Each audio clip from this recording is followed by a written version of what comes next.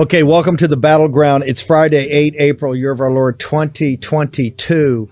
There's a lot going on. There's a live demonstration outside the gates at Disney in Florida as outraged parents fight back at this this amazing, I don't even know how to say it, shocking evidence of what Disney's trying to do to children and how they're trying to poison it through the school system, and they're fighting back on Governor DeSantis and all these heroes and patriots. The outright assault on children in the American family is shocking. As soon as we get Paulina Luna, she's running for Congress down in Florida. She's organizing a protest. Remember, we had Sean Folk on the other day, the evangelical. He did that big rally outside right there under the gates in California. Is she ready? Clip. The clip's ready? Okay, fine. We're trying to get her set up. It's not quite. Oh yeah. Anna Paulina's ready. Okay. Clip is ready. Okay. Hang on for a second. Let's everybody take a deep breath. Take a deep breath. We got a clip here. We're gonna go to. I tell you what. We got Sean. We got Mike Davis set up. Let's go to the clip about what happened today at the White House. We'll bring Mike Davis in. I literally could see this day because I thought about it for a long, long time. As Jill and Naomi will tell you, I wasn't going to run again. But when I decided to run, this was one of the first decisions I made. I could see it. I could see it as a day of hope, a day of promise, a day of progress. A day when, once again, the moral arc of the universe, as Barack used to quote all the time, bends a little more toward justice. I knew it wouldn't be easy. But I knew the person I nominated would be put through a painful and difficult confirmation process. But I have to tell you, what Judge Jackson was put through was well beyond that. There was verbal abuse, the anger, the constant interruptions, the most vile, baseless assertions and accusations. In the face of it all, Judge Jackson showed the incredible character and integrity she possesses. Poised.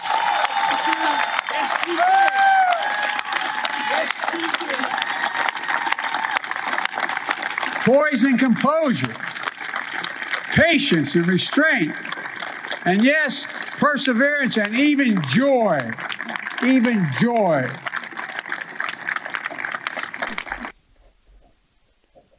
Okay, I want to go to, we're going to get Mike Davis in here right now. I want to comment on that. I want everybody in this audience to write down this date, and all the haters, all the mainstream media matters, everybody that follows us to write this down. Vile, baseless assertions that the judge had to go through vile, baseless assertions. And they're talking there about Mike Davis. They're talking about the senators, Hawley, Cruz, Cotton, Blackburn, and they're talking about the war room, and particularly the war room audience that lit up the phone lines. Vile, baseless assertions. And I'm going to put this date down in your diary, 8 April, the year of our Lord 2022, and put another date, circle another date. That would be 8 November of 2022.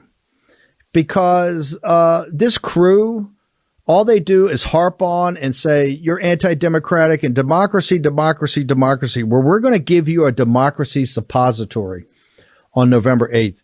And a central part of that are going to be the spots and the information that we run about Judge Jackson and what Judge Jackson allowed to go on. Not her qualifications, but about what she allowed to happen, quite frankly, of an attack on America's children.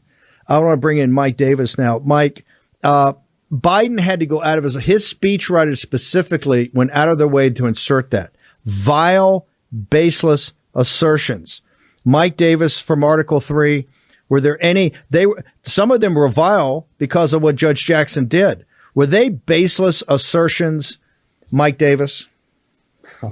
We went through her 25-year legal record, and we pointed to 8 cases, 8 of 8 times where Judge Jackson went out of her way to grant the most lenient sentences she could for people who possess and distribute this child pornography, these sex, torture, and rape videos of young kids, including babies. We pointed to these 8 cases where Article 3 Project went and found these transcripts from these sentencing hearings and found these these sentencing recommendations from the United States Attorney's Office describing in detail what Judge Jackson read in these sentencing recommendations and what she heard from the prosecutors, and how she many times apologized to these monsters and gave them the most lenient sentences that she could. That's not QAnon. QAnon didn't break into these courthouses and change these transcripts and change these pleadings from the U.S. Attorney's Office.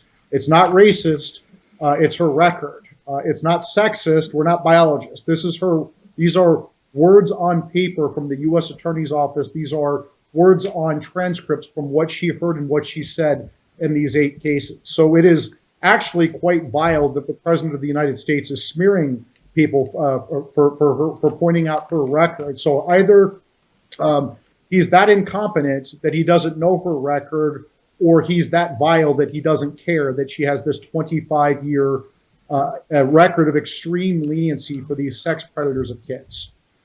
Okay. We are taking it upon ourselves with Mike Davis and the People, Article 3, and I want to call out Judicial Crisis Network for the terrible job they did in this.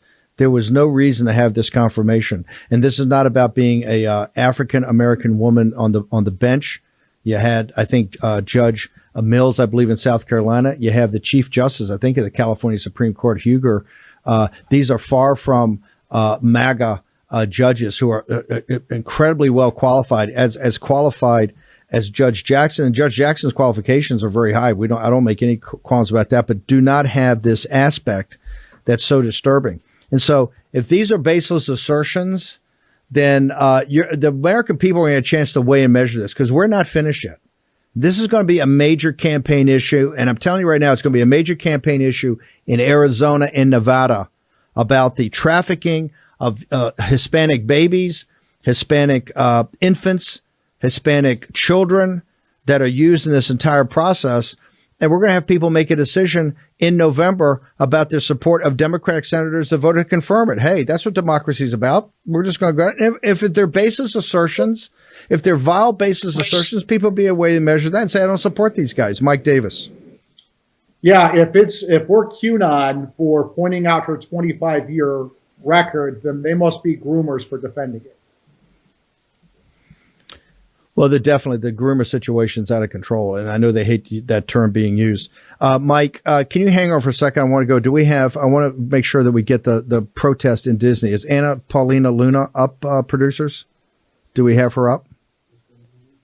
Okay, I think let's see if we can't get the video. May be a little choppy. Hey guys. Anna, tell me what's going on in Disney. Well, I can tell you guys that there's a lot of pissed off parents. I don't know how to say it, but we're getting a lot of support from the crowd. I'm here with a couple of people that are actually a member of the Log Cabin Republicans out here that's standing up against the grooming of children. Obviously, people will support Governor DeSantis. But we're bringing it to the world to have it. We're right here in front of their sign.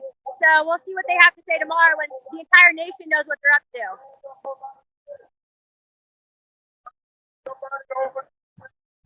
More information is coming out about Disney every day, Disney executives every day pushing this agenda. How is that sitting with the people of Florida?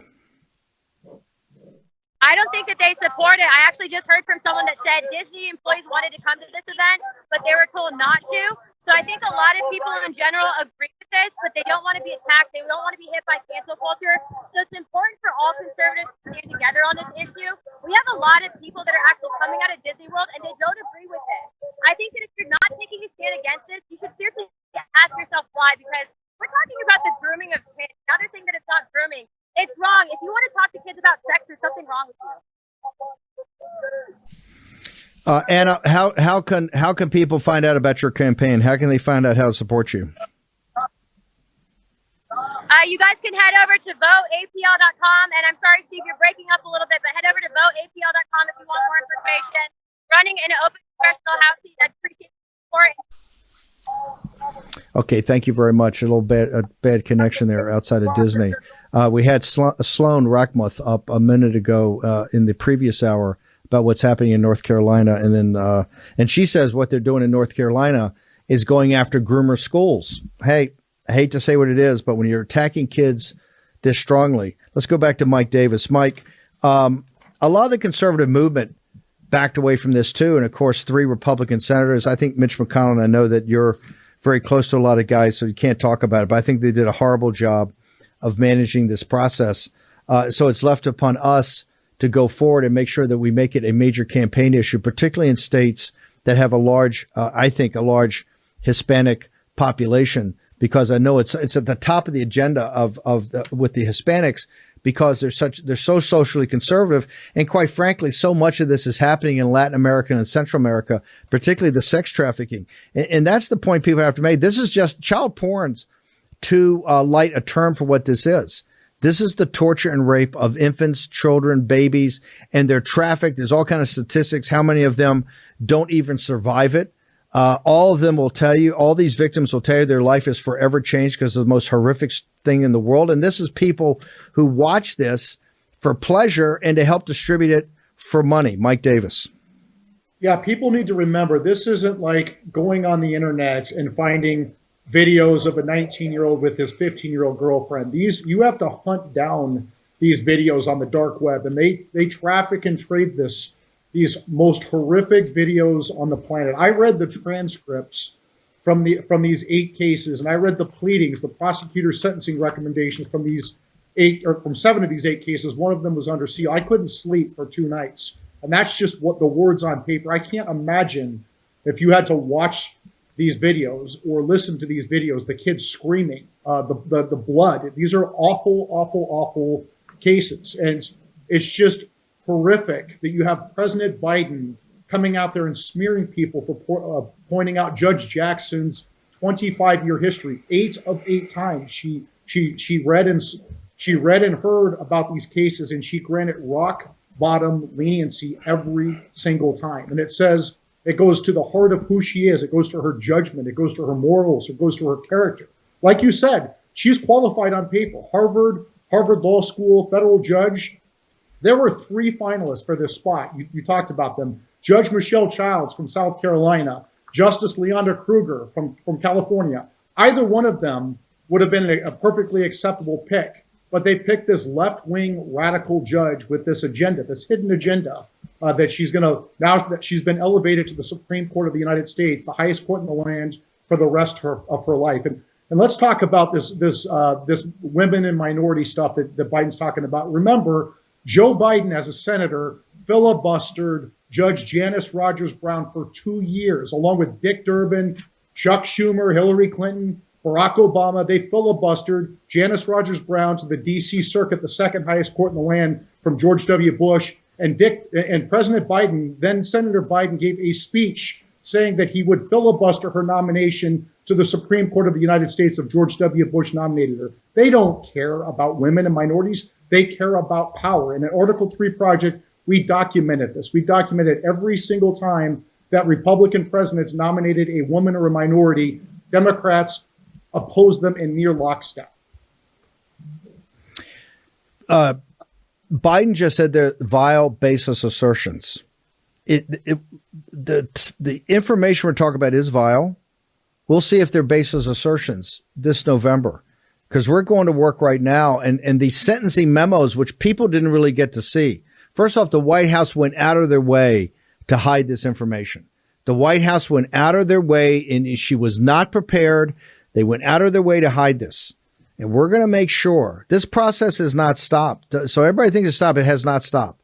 This has a political element to it. The people that voted to confirm her have to be held accountable for that vote. And of course, Mike Davis always brings up, was it, Mike, the 4 or 5 Democrat senators that really went after Kavanaugh? They met their just rewards in being defeated. I can tell you right now, in Nevada, in Arizona, this will be the deciding factor of this. This is the most toxic vote. It's a career-ending vote for Kelly and Cortez Masto in Arizona and in Nevada, and I think it may be hopefully in Georgia and New Hampshire also, but at least the first 2, which could tip the U.S. Senate. Mike, amazing work. We've just begun our journey together. How do people follow you on both Twitter and Getter, and how do they follow you at Article 3? So my Twitter and Getter is MRDDMIA, and it's article3project.org, article3project.org. And thank you very much, Steve. And I am going to be pounding this issue every chance I can between now and November. Mike, thank you very much. Honored to have you on here. Thank you. The assault on the kids, the last hour of the show and now up to now, you talk about the assault on children. We got the Pfizer investigation going on and this emergency use authorization for the high school kids. And we told you this was going to be an issue back in February of 2021 when Tony Fauci it was buried in an Associated Press interview that we brought up about what his plan was. It's the assault on children. The assault on the American family is stunning, from the mask to the vaccines, to what's happening in the schools, to Disney. You got DeSantis. Now you see this Supreme Court nominee. It's just an outright assault. So we're going to make sure that we get to the bottom of it. We're going to be at the front line of defending it. I want to now go to Georgia. And, elections have consequences. Stolen elections have catastrophic consequences. I want to go to John Gordon. He's a patriot that's kind of come back off the beach to run in the state of Georgia for AG because he understands that we got a massive problem down in Georgia. John, can you give us the latest updates of what's going on down there? Particularly, I understand there's some developments in the court filings. Nice to be back with you, Steve. This week was a major decision in furtherance of our lawsuit, David Perdue versus the Fulton Board of Elections. The judge ruled just yesterday to the clerk of the Superior Court, who has possession of the absentee ballots, that she is to preserve the evidence. So that we consider to be a very positive development.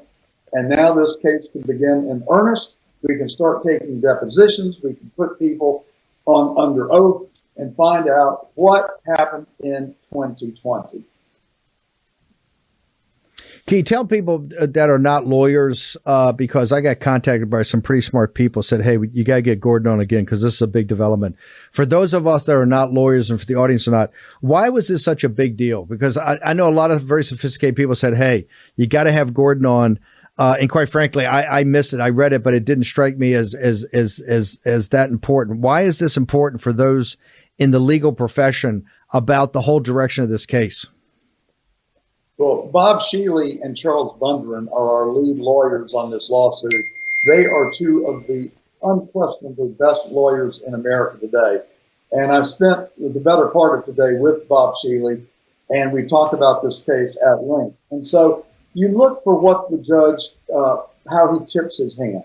And were he not going to allow the case to move forward, he could have dismissed the case on his own motion. He could have not ruled on the motion and delayed. But the fact that he took the extraordinary measure to order the clerk to protect the evidence, we feel like is very significant and is a show of his sincere interest in this lawsuit. So we're encouraged by that, and we look forward to hopefully getting justice in this case. John, I got to ask you a question. Bossy's got this new film out called Rigged, about Zuckerberg and the boxes and the drop boxes and how they ballot harvested and how they thought this through and spent all this money. And it premiered down at Mar-a-Lago the other night. You had President Trump there in attendance.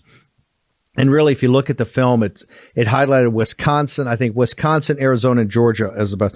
How did this happen with Republican officials? And correct me if I'm wrong, isn't the Republican AG and the Republican Secretary of State that were there for this process, are they not running for re-election? Is the same basically governor, AG, Secretary of State, the same establishment apparatus that allowed this to happen, are now going to go forward and put themselves in front of folks in Georgia to run for re-election?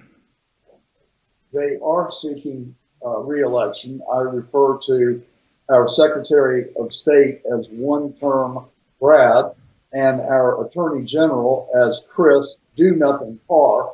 They sold us out, Steve. Carr wrote the consent decree that changed the rules of elections in Georgia. He usurped the authority of the legislature. They changed the rules without authority. They violated their oath of office. And that is everything to do with why I am coming out of retirement and running for the Attorney General of Georgia. I want truth. I want accountability. And that's what we will seek. The day I'm elected, I will open an investigation. We will start putting people under oath and deposing them. We will get the truth. and then we're going to hold the people that did this accountable. That movie, I was at Mar-a-Lago this week, and it was a thrill to be there. I sat right behind the president and previewed the movie with him. The people that have done this have done the country a great service. The media will not write about it. The mainstream media, they have suppressed the truth. They call it the big lie, which in my opinion is the biggest lie that they would call it that, when they know that Judge Brian Amaro in our lawsuit in Georgia ruled that we had made out a prima facie case for fraud. And he ruled that the absentee ballots be unsealed. Now, how can they say there is no evidence of fraud when we have a sitting judge who has issued the order saying that we have proven a prima facie case for fraud? But the movie Rigged 2020, I hope all of your viewers will go download it. You can stream it. It's 43 minutes long. It lays it all out. Mark Zuckerberg contributed over $400 million to public entities in the 2020 election, and then defined very narrowly what they had to do to be able to keep the money. Georgia got $40 million in the Secretary of State's office. It reeks. It doesn't pass the smell test. It tells us that something is very, very wrong, particularly when you consider the fact that our forensic accountant has identified 40,000 votes that he thinks are illegal, double counted, or outright fraudulent just in Fulton County. We haven't even gotten outside of Atlanta yet, where Joe Rossi, a retired executive with PepsiCo, who spent 6 months going through and sifting data, estimates there are as many as 400,000 illegal votes in the state of Georgia, and an election that was determined by 11,770 votes. So the big lie is nothing less than the biggest lie. And I hope that we can get the truth out, and Rig 2020 is an excellent step in that direction. Thank you, Dave Bossy, for doing it. Thank you for the people who invested the money to do it. And please go stream Rig 2020 and cheer Bob Shealy and Charles Bundlin on in Georgia as they prosecute this lawsuit. Let me ask you one last thing. Chris Carr, when he's confronted with this by you, what is his response? Because it seemed to me we've been at this from day one. I've always thought that Georgia's the biggest festering sore, and that includes Arizona and Wisconsin that are festering sores. Georgia's the worst. What did Carr say when you confront him? What does he say about this? Steve, I haven't confronted him because no one has seen him. I think he's moved in with Joe Biden. I think he's living in Joe Biden's basement. He's not campaigning. He's not on the trail. He's not talking about anything except that I have friends that know him who have told me that he denies that there were any problems in the 2020 election. So Do Nothing Carr is going to be sent home packing by the voters of Georgia. I'm doing everything I can to expose the truth in the 2020 election. I'm not campaigning exclusively on that. We've got horrible crime problems in Atlanta. You saw the rioting and the looting and the lawlessness that occurred. When I'm Attorney General, I will prosecute the people who engage in lawlessness when the local prosecutors will not. And I'm also going to protect the children of Georgia. We will enjoin people from teaching CRT. We will treat people who counsel anyone under 18 on gender identity without the involvement of the family doctor and the parent as child abusers. And we are going to protect parent rights in Georgia when I'm the Attorney General. If you'd like to learn more, go to www.jg4ag.com. There's a like button in the top right-hand corner. Actually, I think it might say donate. And if anyone would like to help us, please go there and let us know that you support. John Gordon, you're a good man, and I understand why President Donald J. Trump, the 45th president of the United States, supports you and endorses you, sir. Thank you so much for joining us here in the War Room Battleground. Thank you very much. Very powerful. Let me go to Finchem, Mark Finchem out in Arizona. Mark, I got so much to talk to you about. The first thing I want to do, because we've got to go to break. There's a huge story. I think it's in the New York Times today about how they're going after insurrectionists to get them off the ballot. They cannot beat a handful of folks in this country, right, at the ballot box. So they're trying to use lawfare to do it. And guess what? Brother Finchem's name's at the top of the list, right? You got Andy Biggs, Gosar, and yourself out in Arizona. Mark, we got about a minute. Talk to us about that before we come back and talk about about decertifying this election. I know they're coming after you. Are they going to get you kicked off the ballot, brother? I don't think so. The so-called insurrectionists That argument, they're trying to use the 14th Amendment, and quite frankly, I'm getting kind of tired of this. They can't win on the field of ideas. So they're trying to recall, they're trying to obfuscate, they want to lie. Now they want to try and take three good men, myself, Paul Gosar, and Andy Biggs off, just because we were present. Absolutely outrageous. And I hope that the courts take note of this and penalize the attorneys that engage in this. And of course, we may look at going right back at them for compensatory damages because they've once again defamed the good names of people who simply ask questions about an election. They can't win on the field of ideas, and that's why they're trying to sue to get us knocked off the ballot. Now, I've got to come up with $20,000 between now and Monday to hire an attorney to see to it that the people who put me on the ballot are properly represented. Finchem, you hang on for 1 second. We're going to take a short commercial break. We got Mark Finchem. We have Darren Beattie from Revolver. We've got Julie Kelly from American Greatness. The complete meltdown in the courts today of the deep state, plus all that and Mark Finchem next in War and Battleground.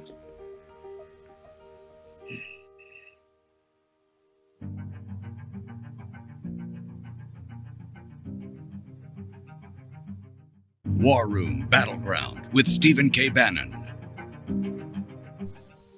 Okay, welcome back. We're going to juggle a little bit. Mark Finchem's going to hold on for a second and get to Mark Finchem. Remember, they're trying to throw Finchem off the ballot, trying to throw Gosar off the ballot, Andy Biggs off the ballot. They can't beat us at the ballot box. So they're going to try every piece of lawfare they know. This is why today, earlier in the day, on the show this morning, we had Jeffrey Clark, DOJ, the one officer over at DOJ that supported what President Trump knew was the election was stolen in 2020. Of course, he was crucified for that. We had him on there about the guys having this Project 65, trying to get rid of all of our lawyers, trying to disbar our lawyers. So this is a huge, remember, they can't win. Let me repeat this. We are going to destroy the Democratic Party as a political institution this November 8th. They love up on democracy so much, so do we, and we got the votes. And we're going to blow out the Democratic Party and basically take it apart brick by brick from school board levels all the way up, run up through DAs, all of it, run all the way up to the House and now the Senate. They put it in play. Then we're going to impeach Joe Biden, and we're going to take back the White House and the administration in 2024. But we're going to stop all their nonsense after this big sweeping House victory. The only way they can win, because they don't have the votes, we have the votes. The only way they can win is to cheat. And part of the way they cheat is get guys with the ballot. So we're going to get back to Finch in a moment. I got Darren Beattie, who's changed his schedule to join us. Darren, I'm going to get Julie Kelly on in a little while. This is a monumental ruling out of Michigan. The jury has spoken.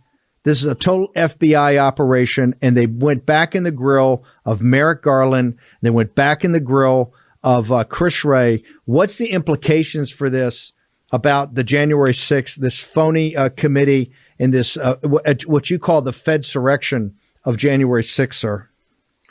Right. Well, this Michigan kidnapping hoax plot was one of the first waves of what became an extended Fedsurrection.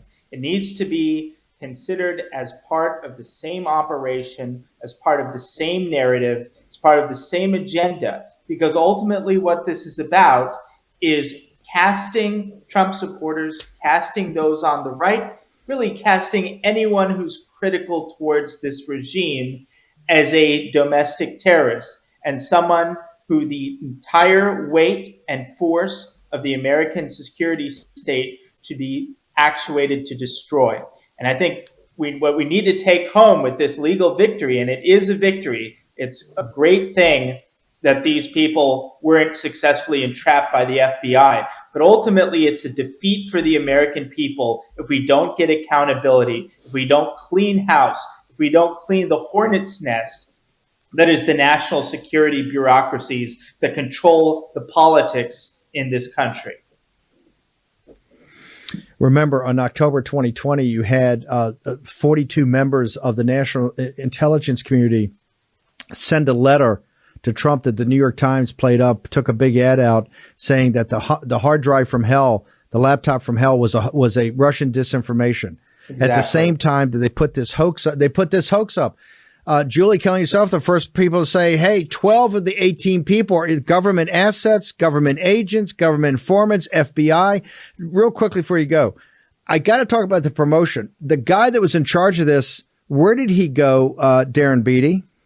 Yeah, the guy who ran the Detroit field office, Steven D'Antuono, he oversaw and ran, presumably, this entire fake entrapment operation just blew up in their faces. Well, he was rewarded after the so-called plotters were arrested by Director Wray. He was promoted to oversee the January 6th investigation in Washington. Absolute disgrace, and nobody's asking follow-up. We need to figure out what this guy's doing now. We need to ask him questions. He needs to be accountable. Christopher Wray needs to be accountable. Merrick Garland needs to be accountable. They need to answer for their role in perpetrating the false narrative that casts not only aspersions and criminal prosecutions against these people, but really casts the entire American population, everyone who doesn't agree with the regime, as a domestic terrorist. It's the most dangerous and disgraceful narrative in our country's history, and these people need to be held to account. Darren, how do people follow you on Getter? How do they follow you on Twitter, and how do they get to Revolver? We're on Getter at Revolver News. I'm on Twitter at Darren J. Beattie. And visit revolver.news right now. We've got a piece fresh off the press following up on our remarkable Elon Musk piece that is kind of a Nostradamus piece predicting he would purchase Twitter. Well, we have a follow-up for some very important recommendations. Everyone should go there, check it out, read it, and share it. Also, the Jeffrey Clark piece this morning, we had Jeffrey Clark on. This, I can't tell you Great guy. enough. This Project 65, you're going to see with Finchem. Finchem says, hey, I got to come up with $20,000 to get a lawyer. Don't even know he can get to a lawyer. They can't beat us by the rules that exist. We have the ideas, we have the momentum, we have the people, and it's a inclusive nationalism, a participatory populism, or run the tables. They have to go either change the rules, cheat, or use lawfare. And that's why the Jeffrey Clark piece on Revolver lays it all out of how they're trying to take out the attorneys. They're trying to take out the small law firms. They're trying to freeze the big law firms. They're having partners work on this. It's very important. And this all ties back in to what happened in Michigan, and it's tying what's happening on 6th January with the Fed's direction, and also the political prisoners that are over in these jails because of what's the legal representation. This all is ties. It's all inextricably linked, as I like to say. Darren Beattie, thank you so much, and thank you for Revolver, brother. Thank you. Okay, before we go to the great Julie Kelly, we're going to go back to Finchem. So Finchem, you've got to get representation. People have to understand, they're not going after the weak. They're not going after the losers, right? They're targeting the Finchems of the world. They're going after the Biggses of the world. They're going after Donald Trump. Remember, they want to get a couple wins in these courts so they can go after Trump to try to keep him off the ballot, because they understand the only way they can defeat Donald Trump in 2024 is keep him off the ballot. It's very obvious what they're doing, and we're not going to tolerate it. Okay, we're fighting them every step of the way. And this is where you get a guy like Finchem. And Mark, I want to talk about, because they're coming after you at a specific time. Tell me what you're doing now to get the decertification of, Brnovich was on the other day. He's got this interim report. Karen Fan's got it again. But folks want to know, hey, they see the interim report. Some like it, some hate it. Some are saying, hey, show me more. What are you doing to decertify the Biden electors out in Arizona as of today? Well, we're applying slow and steadily increasing pressure, Steve. We've got a Speaker of the House who refuses to acknowledge both the jurisprudence and the evidence that's been presented. That's Russell Bowers. Now, what's interesting is we have the Attorney General's report, interim report.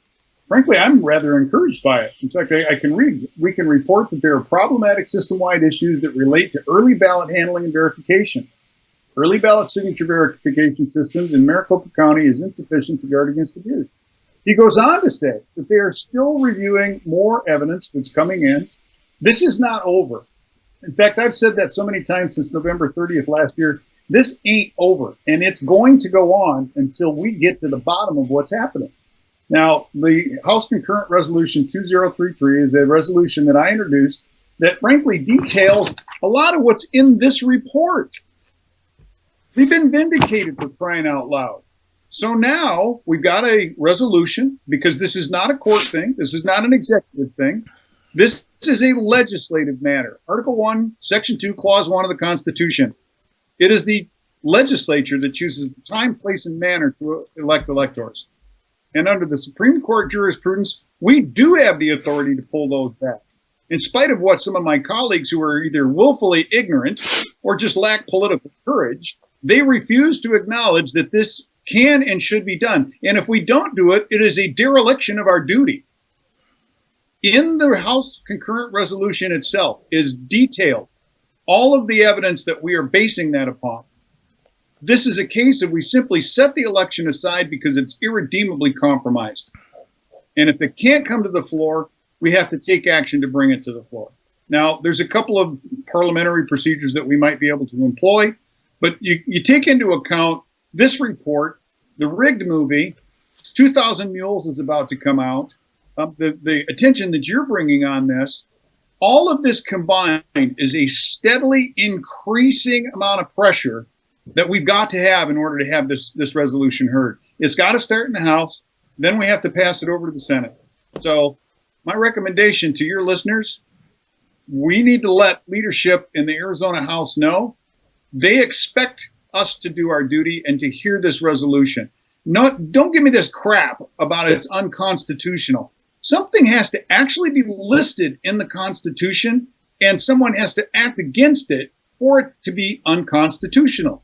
If it's not listed, that means that the legislature has the authority to act under the unenumerated powers. There's my case. It's that simple.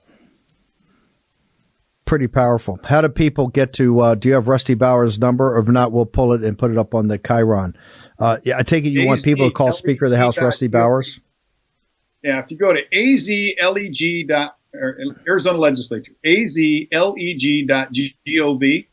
and quite frankly, phone calls aren't going to matter. These need to be handwritten letters encouraging the Speaker of the House of Arizona, and I would even go as far as to say the Speaker of the House in Wisconsin, Robin Vos. Look at the evidence, look at the jurisprudence. I encourage you to do your duty. Don't demand things, because that's not going to get you anywhere. I encourage you, do your duty. You have everything you need. Do your duty. People can find me at votefinchem.com. If they go to votefinchem.com, they can see all of my social media stuff. If they want to donate, they can click the donate button. We'll have a Give, Send, Go link to try and raise money for the defense to keep me on the ballot, hopefully later today. We will talk to you over the weekend, later tonight and over the weekend, about making sure we're not going to allow Brother Finchem to get kicked off the ballot. Will not happen. Mark Finchem, thank you very much. You're a fighter. Thanks, brother. Thank you. I want to American Greatness. The American Greatness actually headquartered out in Phoenix, in Arizona, the great Chris Buskirk. Julie Kelly from Chicago has just done an extraordinary job of following a number of stories. 6 January, the political prisoners. But I think she's really, and I think it's Pulitzer Prize winning material that she's done on this, the Michigan hoax.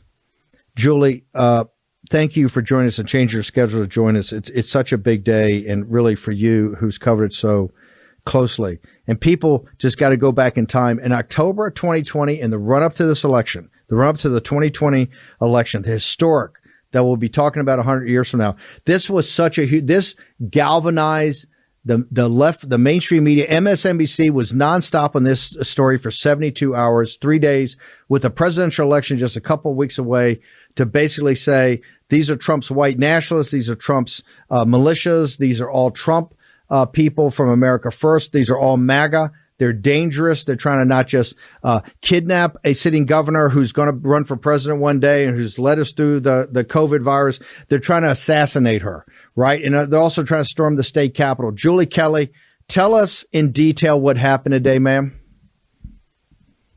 What happened today was not just exoneration for at least 2 of the MAGA, but also, sorry, I don't know what's happening there. for two of the men who were acquitted, accused of conspiring not just to kidnap Gretchen Whitmer, but to produce a weapon of mass destruction.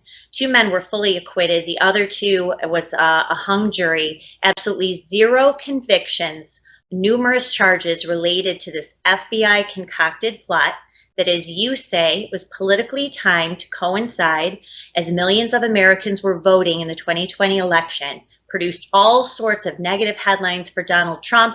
Joe Biden gave all sorts of statements. Gretchen Whitmer gave a dramatic press briefing and then did all sorts of interviews, wrote columns for the Washington Post, etc., saying how these right-wing militias tied to Donald Trump attempted to abduct her and kill her. Well, luckily, these four defendants had excellent defense attorneys. They had built a very compelling and obviously convincing case of FBI entrapment, which the judge allowed the jury to consider after closing arguments last Friday. Today, they came back. They were deadlocked on the two men, could not come up with a verdict, but acquitted the other two men on all charges, basically rendering the FBI today guilty of entrapment of at least two innocent Americans. You've got to go back and do this again. People don't understand. The FBI and DOJ got directly involved in a presidential election. We're going to start playing the clips next week. This was the biggest story. This story dominated the news conference. Whitmer came out and had the crocodile tears running down there. She was going to be kidnapped. She was going to be tortured. She's going to be assassinated. Weapons of mass destruction. You're going to storm and take over the capital of Michigan. There was no bigger story in those closing weeks. What was happening, and by the way, randomly just happened to be in a key swing state that we won in 2016. This was the FBI and DOJ, Julie Kelly, getting directly involved to try to change the outcome of a presidential election. And guys in that department, men and women, got to understand, we're going to get all the receipts, and you're all going to be prosecuted. Julie Kelly.